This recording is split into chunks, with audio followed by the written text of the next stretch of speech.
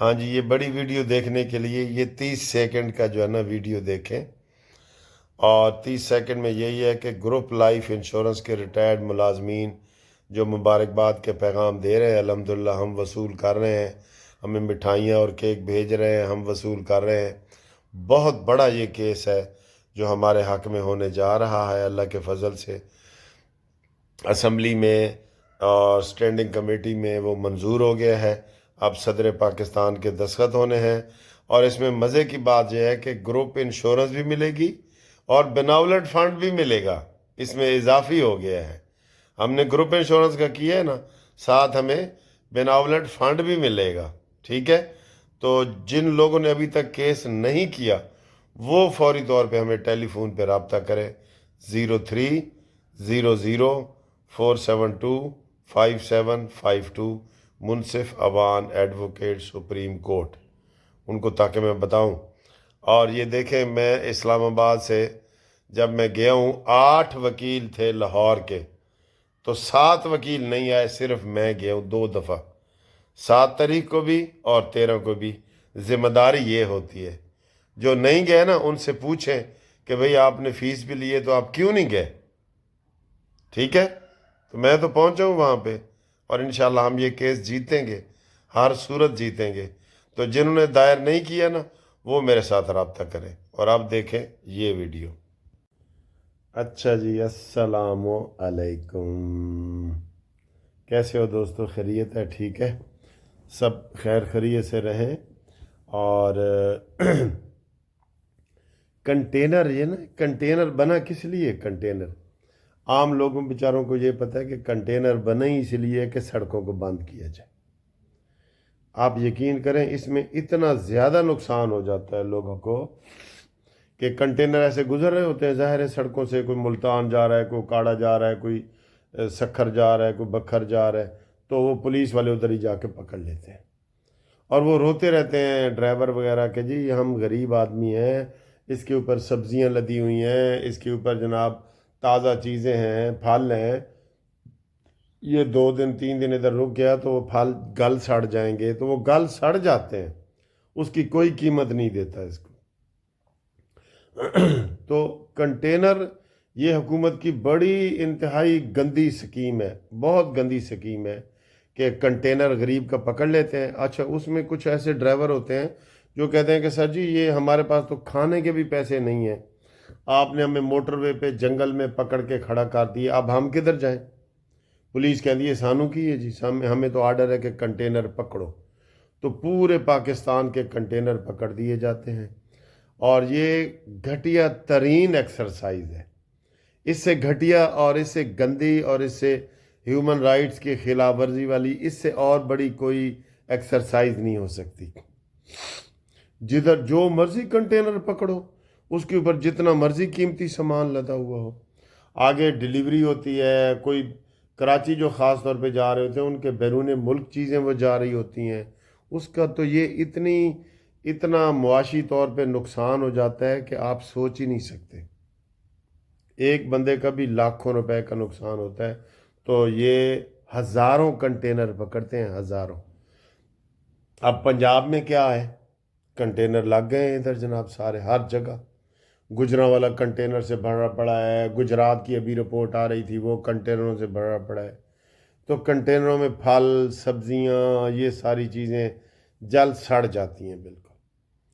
توبہ توبہ یار، یہ فنڈامنٹل رائٹس کے خلاف ہیں چیزیں، اور وہ بیچارے پھر کچھ کر ہی نہیں سکتے، وہ کہتے ہیں یار ہم کہاں جائیں؟ ظاہر ہے موٹر وے پہ پکڑ لیے، وہ کہاں جائیں؟ ڈرائیور ادھر جا کے سو جاتا ہے۔ جو ڈرائیور ہوتا ہے نا، مثلا انہوں نے جی ٹی روڈ پہ کسی کو پکڑ لیا، وہ ڈرائیور کدھر جائے؟ موٹر وے پہ پکڑ لیا، وہ شہروں سے سینکڑوں میل دور ہوتے ہیں، وہ کدھر جائے؟ وہ کہیں نہیں جاتے، نہ کوئی ریٹ ہوتی ہے نہ کچھ ہوتا ہے، اور ان کو کوئی معاوضہ نہیں دیا جاتا، کوئی باقاعدہ پلاننگ سے رینٹ پہ نہیں لیے جاتے، چلتے ہوئے کو پکڑ لیتے ہیں۔ تو اے صرف پاکستان جی ممکن ہے، اور دنیا کے کسی ملک میں ایسے نہیں ہو سکتا۔ چلو جی، آگے آئیں جی۔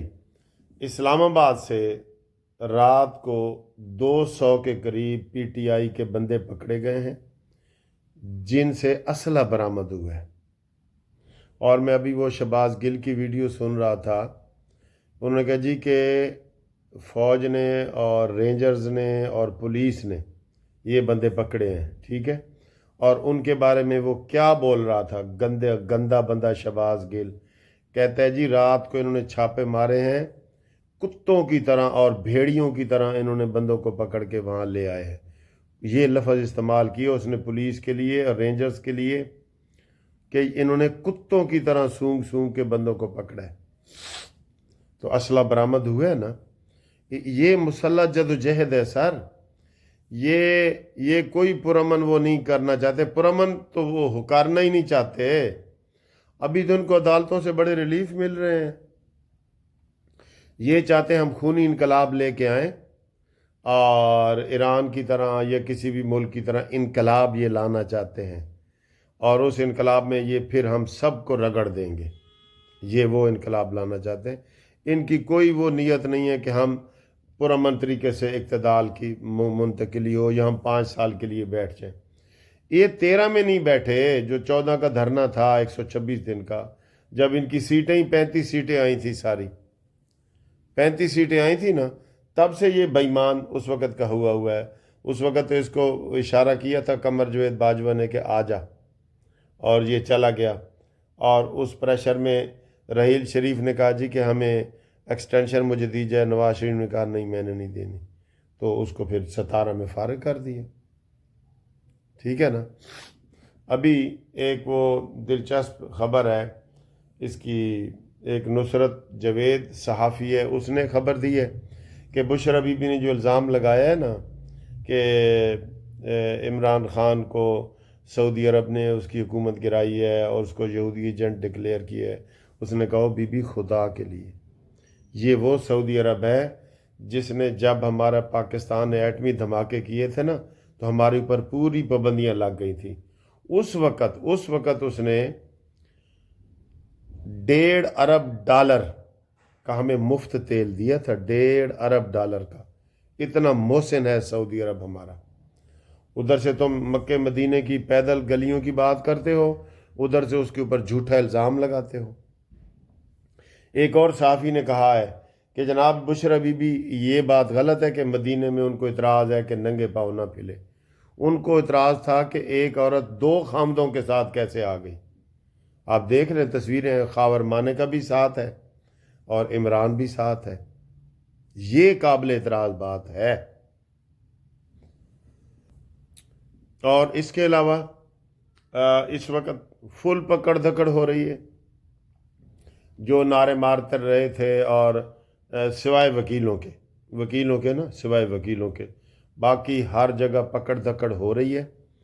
اور اگر آپ ہماری ویڈیو کوئی سن رہے ہیں تو آپ بے شک گھر سے باہر چلے جائیں اور اس پروگرام میں حصہ نہ لیں۔ ویسے یہ نہیں ہوگا پروگرام، لیکن ابھی تازہ ترین ویڈیو جو اس کی آئی ہے نا، وہ شہد کی بوتلوں والا گنڈا پوری، تو گنڈا پوری کی آئی ہے کہ ہم نے ہر صورت دھرنا دینا ہے، ہم نے وہاں بیٹھنا ہے، اور ہمارے لوگ پہلے پہنچ چکے ہیں۔ اس کا مطلب چھاپے پھر صحیح پڑ رہے تھے نا آپ کے اوپر، اور ہم نے عمران کی رہائی کے بغیر نہیں جانا۔ تو تمہارے باپ کا ملک ہے کہ فوج کے اوپر آپ حملہ کر دو۔ وہ تو کہہ رہے ہیں کہ وہ مراد سعید کو بھی باہر لے آئے۔ ویسے سر جی اپنی مرغی بری نہ ہوے، وہ پرائے گھر انڈا ہی نہ دے۔ ساڈی حکومت دی کمزوری ہے کہ مراد سعید ابھی باہر پھر رہے، حماد اظہر باہر پھر رہے، جلسوں میں آ کے تقریریں کر رہے ہیں، اور یہ ان کو پکڑ نہیں سکتے جلسوں میں۔ انتہا پسند ہے نا یہ، ان انتہا پسندوں کو پکڑو ان انتہا پسندوں کو، ٹھیک ہے نا۔